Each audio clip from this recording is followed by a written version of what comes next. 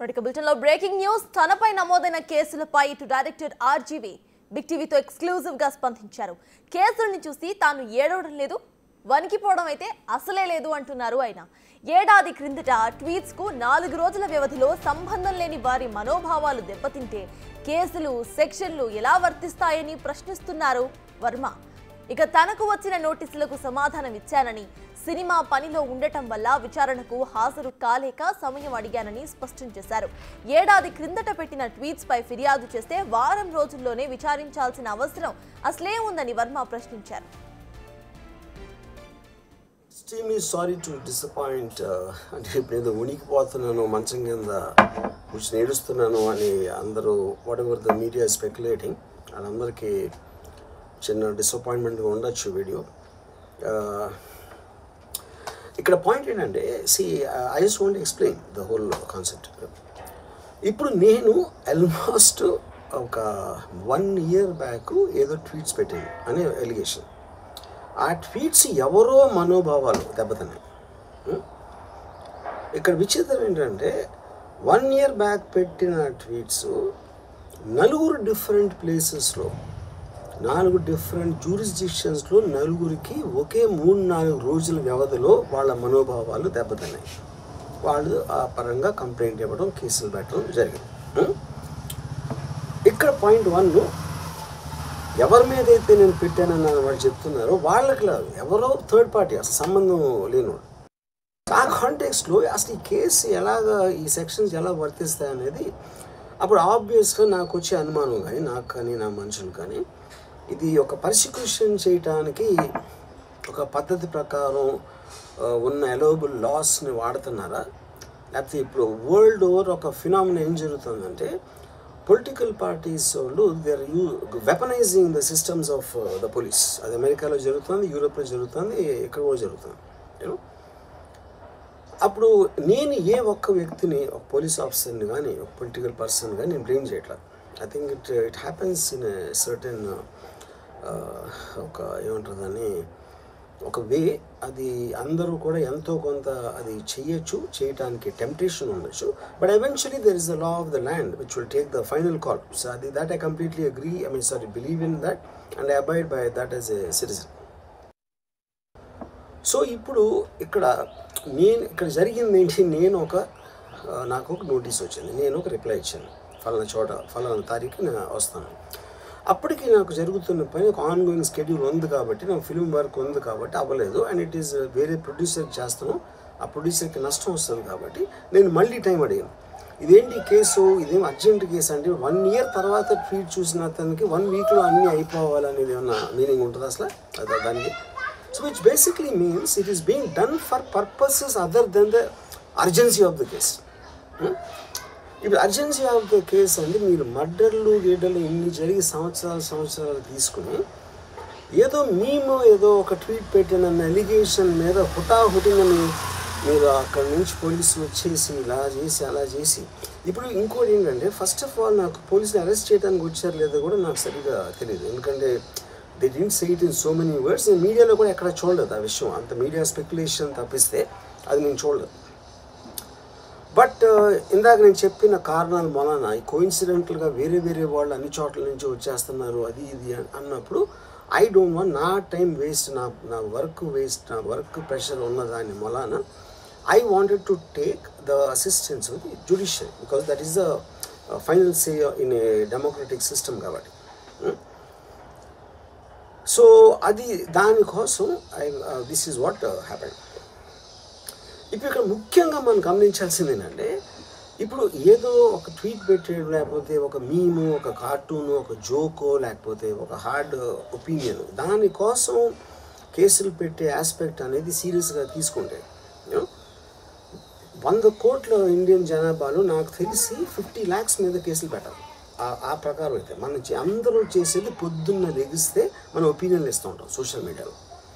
అది ఏ ఫామ్లో అవ్వచ్చు, సెటైర్ అవ్వచ్చు, మీమ్ అవ్వచ్చు, ఏదో వేరే ఫుటేజ్ అవ్వచ్చు, లేకపోతే ఎవరినో కోట్ చేసి మనం కామెంట్ చేయొచ్చు. రకరకాలుగా మన అభిప్రాయాలను మనం సోషల్ మీడియాలో వేస్తూ ఉంటాం. అది కొంతమందికి నచ్చచ్చు, కొంతమంది నచ్చకపోవచ్చు. ఇప్పుడు చూస్తే చాలామంది కొన్నిటికి అఫెండ్ అవుతారు, కొన్నిటికి నశిస్తారు, కొంతమంది చప్పట్లు కొడతారు, కొంతమంది చీ కొడతారు. That is a process of the conversation which happens in the social media. అలాగే నా మీద కూడా చాలా చాలా నీచంగా కామెంట్ చేస్తారు. కానీ దాని గురించి నేను ఎప్పుడు అనలేదు, because I know it is a part of the eco system of the social media. అది లేకపోతే సోషల్ మీడియాకి మీనింగ్ లేదు. ఫస్ట్ ఆఫ్ ఆల్ మీనింగ్ ఉండాలి అని మనం ఒకవేళ అనుకుంటే అప్పుడు దానికి పాలసీ చేయాలి. ఇప్పుడున్న ఎగ్జిస్టింగ్ థింగ్స్ సరిపోవు కాబట్టి ఏది చేయకూడదు, ఏది చెయ్యాలి అని ఖచ్చితమైన క్లారిటీతో వచ్చినప్పుడు అది ఆటోమేటిక్గా లా ఆఫ్ ద ల్యాండ్ అయిపోతుంది. Then it becomes easy for everyone. కానీ అది చేయటానికి ఫ్రీడమ్ ఆఫ్ స్పీచ్ కట్టేల్ చేయాలా, ఎక్స్ప్రెషన్ కట్టేల్ చేయాలా అనేది of course the experts have to decide and realize. దాని మీద ఎలాంటి రామిఫికేషన్స్, ఇప్పుడు దాని పేరు మీద చెప్పి ఫ్రీడమ్ ఆఫ్ ఎక్స్ప్రెషన్ కట్టేల్ చేస్తే that might have many more consequences which could be more dangerous than what they think it is now. So again I want to say, నేను ఎవరిని బ్లేమ్ చేయట్లేదు. ఇప్పుడు ఒక పర్టికులర్ పర్సన్ హైపోథెటికల్గా ఉన్నారు అనుకున్నాం, నా మీద ఒక చేసి నన్ను హెరాస్ చేయడానికి ఒపీనియన్ పవర్లో ఉన్న అతను చేస్తున్నాడు అనుకున్నాం. అంటే తప్పేంటి? ఇప్పుడు హెరాస్ చేసే పవర్ లేకపోతే పవర్లో రావడానికి ఎందుకు అసలు ఏదైనా చేయటానికి? So like wise social media అనే మాధ్యమం నా దగ్గర ఉంది కాబట్టి, నాకు ఎన్నో కొన్ని ఫాలోవర్స్ ఉన్నారు కాబట్టి వాళ్ళకి రీచ్ అవ్వడానికి నేను చేస్తాను, అలాగే వాళ్ళు చేస్తారు. కానీ నన్ను కానీ తన్ను కానీ అందరినీ ఫైనల్గా జడ్జ్ చేసేది judiciary. That is the whole point. మీకున్న ఒక నాన్ క్లారిటీ ప్రాసెస్లో వాట్ ఈజ్ టూ మచ్ అనేది ఎవరు చెప్తారు, ఎప్పుడు చెప్తారు, ఎలా చెప్తారో అది ఎక్కడ రాసి ఉంది. ఆ క్లారిటీ అది లేనప్పుడు ఆటోమేటిక్గా this will keep on happening, you know. So I కేసెడ్ ఇందాక ఒక మొత్తం social media almost 90% of them they will be liable for cases to be put. ఏంటంటే పొద్దున్న లేస్తే అందరూ చేసేది అదే, ఎవరో ఒకరిని తిట్టడం, ఎవరో ఒకరిని ఇది చేయడం, ఎవరో ఒకరి మీద ఒపీనియన్ ఇవ్వడం, ఎవరో ఒకళ్ళ పర్సనల్ లైఫ్లోకి వెళ్ళిపోవడం. అది తప్పిస్తే సోషల్ మీడియాలో ఇంకేం చేస్తారు అసలు? సో ఇప్పుడు వాళ్ళందరి మీద పెట్టాలి అంటే అక్కడ ఎలా అంత ఉంటుంది? ఇంకోటి దాని అర్జెన్సీ ఏంటి, దాని ఇంపార్టెన్స్ ఏంటి, ఎంత అంటే ఇప్పుడు మర్డర్ కేసులు, టెర్రరిజం కేసులు ఇలాంటి దానికి ఒక సీరియస్ క్రైమ్స్ ఉండాల్సిన పోలీసు సంవత్సరం క్రితం పెట్టిన ట్వీట్ కోసం అతను he didn't reply properly are he didn't reply అన్న ఒక్క దాని బేసిస్ మీద ఒంగోలు నుంచి పోలీసులు వచ్చేసి అది చేశారు అంటే I'm not able to understand the police priority ఏంటని. నేను పోలీసుని బ్లేమ్ చేయట్లేదు, I'm track with the system. I'm not talking about the particular police officers. Ongole police officer మాట్లాడలేదు. So is there a system in place for that? Priority of importance అనేది ఉంటుంది కదా ఎక్కడో చోట. అంటే 11 o'clock నేను ఎప్పి రావాలి, నేను 10 o'clock రిప్లై ఇస్తే 10:30కి వచ్చేస్తే which means they're already there. అంటే అన్ని పనులు వదిలేసి ట్వీట్ పెట్టిన వాళ్ళ మీద వస్తే I really don't understand the context honestly, you know. అందుకని ఇప్పుడు ఇది నాది క్వశ్చన్ కాదు. రామ్ గోపాలనో ఒకడు ఎవడో ఉన్నాడు ఆ ట్వీట్ పెట్టాడు, ఇంకోటి ఎవడో సబ్బారావు పెట్టాడు, అప్పారావు పెట్టాడు. సో దీని మూలాన రామ్ గోపాల్ మీద అప్పారావు సుబ్బారావు మీదకి వస్తే రేపు ఎంతమంది మీదకి వెళ్తారు? ఇది అందరి ప్రాబ్లం. సో అది నా పాయింట్. ఇప్పుడు ఒక చాలా ఫేమస్ లైన్ ఉంది సెకండ్ వరల్డ్ వార్ టైంలో, వెన్ హిట్లర్ ఆస్పెక్ట్స్లో first they came for someone, I thought it was someone else, then they came for somebody else, I thought it was somebody else, then they came for me. అంటే ఏంటి? Then they came for everyone. So that is what we need to actually, that is the main issue which is what I wanted to bring to your notice. అప్పుడు ఒక్క second నన్ను మర్చిపోతే social మీడియాలో tweets memes పెట్టినంత మాత్రాన ఎవరో ఒకళ్ళు ఏదో ఒక రోజు మేల్కొని 1 year తర్వాత నేను అప్పుడు చూశాను కానీ ఇప్పుడే చూశాను, అప్పుడు పెట్టాము, ఇప్పుడు నా మనోభావం దెబ్బతిందంటే అసలు దానికి అంత అనేది ఉంటుందా అలాంటి కేసులు పెట్టడానికి? ఓకే, బై లా కంప్లైంట్ వచ్చినప్పుడు కేసు తీసుకోవాలి, ఐ అండర్స్టాండ్. నాకు అంత మాత్రం లా పరిజ్ఞానం నాకు కూడా ఉంది. కానీ అది మీరు సీరియస్గా తీసుకుంటే, ఒక యూనిఫామ్ డిస్పారిటీ లేకుండా, డిస్క్రిమినేషన్ లేకుండా మీరు అందరినీ సీరియస్గా తీసుకుంటే ఒక అంటే మొత్తం సోషల్ మీడియా మొత్తం జైల్లో ఉంటుంది అట్లీస్ట్ 80 to 90%. ఎందుకంటే సోషల్ మీడియాకి వచ్చేదే దానికోసం, ఎవరైనా సరే వచ్చేది ఫైనల్గా. So basically I felt there is a need for me to tell concern people. ఇప్పుడు నేను పారిపోయానా, దాక్కుని ఏడుస్తున్నానా, భయపడి ఉనికిపోతున్నానా, వాట్ ఎవర్, అది okay, that's all fine. I know that is for entertainment at the end of the day. అలాంటి thumbnails లేకపోతే ఎవరు చూడరు కాబట్టి వాళ్ళ బతుకు తీరు కోసం అలాంటివి పెట్టుకుంటారు. I have no problem with that. Everybody wants to make a living. But on the larger picture I want to say this one thing lastly నేను చెప్పేది అంటే ఇది ఒక్కటే అందరూ అర్థం చేసుకోవాల్సింది, ఇది సోషల్ మీడియా ప్రాబ్లం, నా ఒక్క ప్రాబ్లం కాదు. That is what I will request every one to understand, including if at all ఎవరన్నా దీన్ని పని కట్టుకుని ఇది చేసే మనుషులు ఎవరన్నా ఉన్నా కూడా, ఉన్నారని నేను చెప్పట్లేదు, I don't jump the gun, but even for them I think fundamental importance is this point అనేది ఐ వాంటెడ్ టు.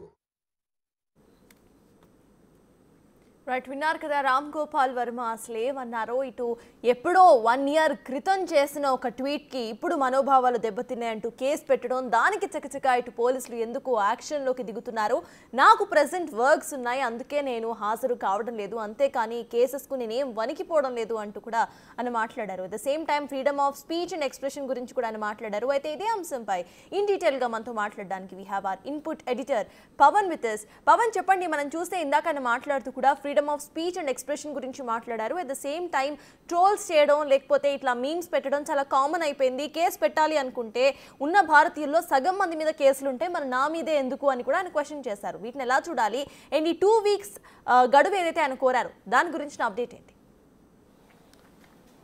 సర్తాజ్ వాస్తవానికి మద్దిపాడు పోలీస్ స్టేషన్లో రామలింగయ్య అనే వ్యక్తి ఇటీవల రామ్ గోపాల్ వర్మ ట్వీట్లకు సంబంధించి ఆయన ఒక ఫిర్యాదు చేశారు. రామ్ గోపాల్ వర్మ అటు చంద్రబాబు నాయుడు, పవన్ కళ్యాణ్ ఇంకా ఇతరుల ఒక చిత్రాలను మార్పు చేసి వాళ్ళని కించపరిచేటట్టుగా ఆయన చేశారు. కాబట్టి ఆయన పైన కేసు నమోదు చేయాలంటూ ఇచ్చిన ఫిర్యాదును తీసుకున్న పోలీసులు రామ్ గోపాల్ వర్మ పైన కేసు నమోదు చేశారు. రామ్ గోపాల్ వర్మకు నోటీసులు కూడా జారీ చేశారు.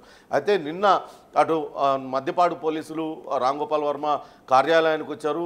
మరి కాసేపట్లోనే ఆయన అరెస్ట్ చేశారు. లేకపోతే రామ్ గోపాల్ వర్మ అజ్ఞాతంలోకి వెళ్ళిపోయాడు అంటూ పెద్ద ఎత్తున చర్చ జరుగుతున్న సమయంలో రామ్ గోపాల్ వర్మ ఒక వీడియో రిలీజ్ చేశారు. అందులో జరుగుతున్న పరిణామాలను ఆయన ప్రశ్నిస్తూ ఒక కొత్త చర్చకు దారితీశారు. వాస్తవానికి భారతదేశ జనాభా 100 కోట్ల మందిలో సగం మందికి పైగా సోషల్ మీడియాను వాడుతున్నారు.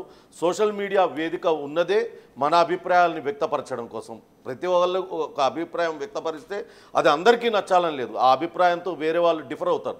అట్లాంటప్పుడు ఆ సగం మంది భారతీయుల మీద కేసులు పెట్టాలి కదా, ఒక రామ్ గోపాల్ వర్మ మీదే ఎందుకు అంటూ ఆయన ప్రశ్నను లేవనెత్తుతున్నారు. ఒకసారి రామ్ గోపాల్ వర్మ ఆయన వీడియోలో ఏమన్నాడో ఒకసారి మనం చూద్దాం. కేసులకి భయపడిపోయి పారిపోయానంటూ చాలామంది చాలా కథనాలు ప్రసారం చేస్తున్నారు. వాళ్ళందరికీ కూడా నిరాశ కలిగిస్తున్నాను నేను అంటూ ఆయన పెట్టారు. ఎప్పుడో తాను సంవత్సరం క్రితం ఎవరి గురించైతే పెట్టానని ఆరోపిస్తున్నారో వాళ్ళ ఎవరు కూడా మనోభావాలు దెబ్బతినలేదు, వాళ్ళెవరు కూడా ఫిర్యాదు చేయలేదు. వాళ్ళ మనోభావాలు దెబ్బతిన్నాయని వేరే వ్యక్తులు ఎవరో వెళ్ళి వాళ్ళ మనోభావాలు దెబ్బతిన్నాయంటూ పోలీస్ స్టేషన్లో కేసు పెట్టడం, దానిపైన కేసు నమోదు చేసి పోలీసులు తన పైన కేసులు నమోదు చేయడం. అసలు ఆ సంబంధం లేని వ్యక్తులు పెట్టిన ఏదైతే ఫిర్యాదు ఎవరైతే ఫిర్యాదు చేశారో దాని ఫిర్యాదును ఎలా తీసుకున్నారు, అసలు ఈ సెక్షన్లన్నీ కూడా ఆ వ్యక్తులకు సంబంధం లేకుండా పెట్టిన కేసుకి ఎట్లా వర్తిస్తాయంటూ కూడా ఆయన ప్రశ్నిస్తున్నారు. ఇక్కడే కాదు, కేవలం భారతదేశంలోనూ ఆంధ్రప్రదేశ్లోనూ లేకుంటే తెలంగాణలో కాదు, అక్కడ బయట దేశాలలో కూడా యూరోప్, అమెరికా లాంటి కంట్రీస్లో కూడా రాజకీయ నాయకులు తమ కోసం వ్యవస్థల్ని వాడుకుంటున్నారు. అదే ఇక్కడ కూడా జరుగుతుందంటూ ఆయన విమర్శించారు. కానీ ఈ పోలీస్ వ్యవస్థ, రాజకీయ వ్యవస్థ వీటిలన్నిటికన్నా మించి న్యాయ వ్యవస్థ ఉంది. ఒక లా అబైడింగ్ సిటిజన్గా, భారతదేశ పౌరుడిగా తనకు పూర్తి నమ్మకం ఆ న్యాయ వ్యవస్థ పైన ఉంది. అందుకే నేను దాన్ని నమ్ముతున్నాను. ఇప్పుడు తనకు అత్యవసరంగా వేరే ముందుగానే ఫిక్స్ అయిన కార్యక్రమాలన్నీ కూడా ఉన్నాయి. చిత్ర నిర్మాణ పనులు శరవేగంగా జరుగుతున్నాయి. ఈ సమయంలో దాన్ని వదిలిపెట్టి వస్తే తనను నమ్ముకున్న నిర్మాతకు నష్టం జరుగుతుందన్న కారణంతోనే తాను కొంత గడువు కోరాను. కానీ తనకు నోటీసులు ఇచ్చారు. తాను హాజరు కావాల్సింది 11 గంటలకు, 10 గంటలకు తాను ఆ నోటీసులకు రిప్లై ఇచ్చాను. కానీ 10:30కే ఒంగోలు పోలీసులు నా ఇంటి ముందు ఉన్నారంటే వాళ్ళు ఆల్రెడీ ముందుగానే ఇక్కడ వచ్చి ఉన్నట్లే కదా. ఎందుకు అంత అత్యవసరంగా రామ్ గోపాల్ వర్మని అరెస్ట్ చేయాల్సిన అవసరం ఏముంది? కావాలనే అతనిని భయభ్రాంతులకు గురి చేయడానికి ప్రయత్నిస్తున్నారా, లేకుంటే పోలీస్ వ్యవస్థని అందుకు వినియోగిస్తున్నారా అంటూ కూడా ఆయన ప్రశ్నిస్తున్నారు. ఖచ్చితంగా దీనిపైన తాను షూటింగ్కి భంగం కలగకూడదని తాను న్యాయస్థానాన్ని ఆశ్రయించాను తప్పితే ఎక్కడ కూడా నేను భయపడడం లేదు. తాను ఎవరైనా సరే సోషల్ మీడియా ప్లాట్ఫామ్స్ను వాడే వాళ్ళు ఎవరైనా సరే ఒక సెటైర్గానో మీమ్గానో వాళ్ళ అభిప్రాయాలను తెలియజేస్తారు. ఆ అభిప్రాయాలు అందరికీ నచ్చాల్సిన అవసరం లేదు. సోషల్ మీడియాలో తనపైన కూడా అనేక మంది వ్యక్తిగతంగా చాలా నీచమైన కామెంట్స్ పెడుతూ ఉంటారు. కానీ అది సోషల్ మీడియాలో భాగం, అదంతా కూడా దాన్ని తీసుకోవాలి. అదొక ఎకో సిస్టమ్ లాగా రన్ అవుతుంది కాబట్టి దాన్ని కాదు అనుకుంటే ఎలా జరుగుతుందంటూ ఆయన ప్రశ్నిస్తున్నారు. అధికారంలో ఉన్న వాళ్ళు తనని ఇబ్బంది పెట్టాలని అనుకుంటున్నారు, అందుకే వాళ్ళు అధికారంలో ఉన్నారా అంటూ ఆయన ప్రశ్నిస్తున్నారు. అంతేకాకుండా తన సోషల్ మీడియాలో తనకు ఫాలోవర్స్ ఉన్నారు, తనకు నచ్చింది తన అభిప్రాయాన్ని నేను అక్కడ చెప్తున్నాను తప్పితే ఎవరినో కించపరచడానికో లేకుంటే ఎవరినో ఉద్దేశపూర్వకంగా వాళ్ళని అవమానించడానికో కాదు. నాకు అనిపించింది నేను పెడుతున్నాను. దానికి రకరకాలుగా వేరు వ్యక్తులందరూ కూడా పెడుతున్నారు. ఇప్పుడు సోషల్ మీడియాలో చూస్తే పర్సనల్ లైఫ్లో కూడా ఎంటర్ అయిపోయి వ్యక్తిగతంగా వాళ్ళ వ్యక్తిత్వ హననానికి పాల్పడుతున్నారు. ఇట్లా చూసుకుంటే మొత్తం సోషల్ మీడియా వాడే వాళ్ళలో 80 నుంచి 90% మందిని అరెస్ట్ చేయాల్సి ఉంటుంది. కానీ అసలు సోషల్ మీడియా వాడకం పైన ఎటువంటి ఆంక్షలు ఉన్నాయి? ఒకవేళ నిజంగానే సోషల్ మీడియాలో ఇటువంటి పోస్టులు పెట్టకూడదు, మన భావ ప్రకటన చేయకూడదు, ఇటువంటి స్వేచ్ఛ లేదు అనుకున్నప్పుడు ముందుగానే గైడ్లైన్స్ ఫ్రేమ్ చేయాలి కదా అంటారు. అంతేకాకుండా రాంగోపాల్ వర్మ తాను ఒక చిత్ర దర్శకుడిని, తాను సినిమాలు నిర్మిస్తాను, ఏదైతే నిర్మాత తన ఒక కథ రాసుకుంటారు, నిర్మాత ఇష్టంతోనే ఆ సినిమాలన్నీ కూడా నిర్మిస్తారు. ఇప్పుడు సినిమా నిర్మించిన నన్ను నిందితుడిగా చేసినప్పుడు అటు నిర్మాత కూడా అందులో భాగస్వామికత, ఆయన మీద ఎందుకు కేసులు నమోదు చేయలేదనే ప్రశ్న కూడా ఉత్పన్నం అవుతుంది. అంతేకాకుండా మనం చూస్తూ ఉన్నాం చాలా దినపత్రికల్లో రకరకాల కార్టూన్స్ అన్నీ వేస్తూ ఉంటారు. గతంలో ఈనాడు లాంటి ప్రముఖ దినపత్రికలోనే ప్రముఖ కార్టూనిస్ట్ శ్రీధర్ గారు అనేక రకాల కార్టూన్స్ అన్నీ కూడా వేశారు. అందులో దివంగత మాజీ ముఖ్యమంత్రి, ఉమ్మడి రాష్ట్రానికి ముఖ్యమంత్రి, నటుడు ఎన్టీఆర్ను కావచ్చు, దేశ రాజకీయ నాయకులందరినీ, అటు ప్రధానమంత్రిగా చేసిన వాళ్ళని, ముఖ్యమంత్రిగా చేసిన వాళ్ళని, ఈవెన్ చంద్రబాబు నాయుడు కూడా రకరకాలుగా క్యారియేచర్లు గీశారు, వాళ్ళు ఒంటిపైన బట్టలు లేకుండా గీశారు. మరి అప్పుడు అది కూడా నేరమే అవుతుంది కదా, వాళ్ళని ఎందుకు అరెస్ట్ చేయరనే ప్రశ్న అయితే ఉత్పన్నమవుతుంది. సోషల్ మీడియాలో అంటే భావ ప్రకటన చేయడం నేరమా అనే ఒక ప్రశ్నను రాంగోపాల్ వర్మ తన వీడియో ద్వారా లేవనెత్తారు. మొత్తం మీద ఇదే చర్చ అయితే ప్రస్తుతం కొనసాగుతుంది. నిజంగానే సోషల్ మీడియాలో వ్యక్తిత్వ హననానికి పాల్పడుతున్న వాళ్ళని దిగజారి కావాలనే ఒక వ్యక్తుల్ని టార్గెట్ చేసి వాళ్ళని పైన వ్యక్తిత్వ హననానికి పాల్పడే వాళ్ళని ఖచ్చితంగా అదుపు చేయాలి. కానీ ఇట్లా అభిప్రాయాలను వెలిబుచ్చితే వాటిల్ని కూడా నేరం కింద జమ కట్టి వాళ్ళని వెంటాడుతూ ఎంతవరకు సబబంటూ అటు రాంగోపాల్ వర్మ ప్రశ్నిస్తూ ఉన్నారు. ప్రస్తుతం ఆ వీడియోని మనం ఎక్స్క్లూజివ్గా బిగ్ టీవీలో చూస్తూ ఉన్నాం. ఇదే చర్చ నిజంగానే సోషల్ మీడియా వాడే వాళ్ళందరిలో కూడా ఇప్పుడు తలెత్తుతూ ఉంది. పొద్దున్న లేచినప్పటి నుంచి ప్రతి ఒక్కళ్ళ చేతిలో స్మార్ట్ ఫోన్లు ఉంటేనే ఇమ్మీడియట్గా ఇన్స్టాలోనో, ట్విట్టర్లోనో, ఫేస్బుక్లోనో ఏదో ఒక కామెంట్ లేకుంటే ఏదో ఒక మనకు నచ్చింది, మనకు తోచింది పెడుతూ ఉంటాం. అందరూ దాన్ని యాక్సెప్ట్ చేయాలని లేదు, అలానే అందరూ దాన్ని డినై చేస్తారు. అది వేరు వాళ్ళకి వేరు అభిప్రాయాలు ఉంటాయి. ఎవరి అభిప్రాయం వాళ్ళది, ప్రతి వాళ్ళ అభిప్రాయాన్ని గౌరవించాలి. కానీ ఇట్లా భావ ప్రకటన స్వేచ్ఛను దుర్వినియోగం చేస్తూ వాళ్ళపైన కేసులు పెట్టేసి ఇంత ఎమర్జెన్సీ ఏముంటుంది? రాంగోపాల్ వర్మ ఎప్పుడో సంవత్సరం క్రితం పెట్టిన పోస్టుల పైన ఇప్పుడు అర్జెంటుగా ఎవరో మనోభావాలు దెబ్బతిన్నాయని ఒంగోలు పోలీసులు ఇక్కడ దాకా వచ్చారు. ఇంతకన్నా పెద్ద కేసులు లేవా వాళ్ళకి అనే చర్చ కూడా అటు రాంగోపాల్ వర్మ లేవనెత్తారు. చూడాలి, తనకు ఎవరిని కూడా నిందించడం లేదు, పోలీసు వ్యవస్థను కూడా నిందించడం లేదు.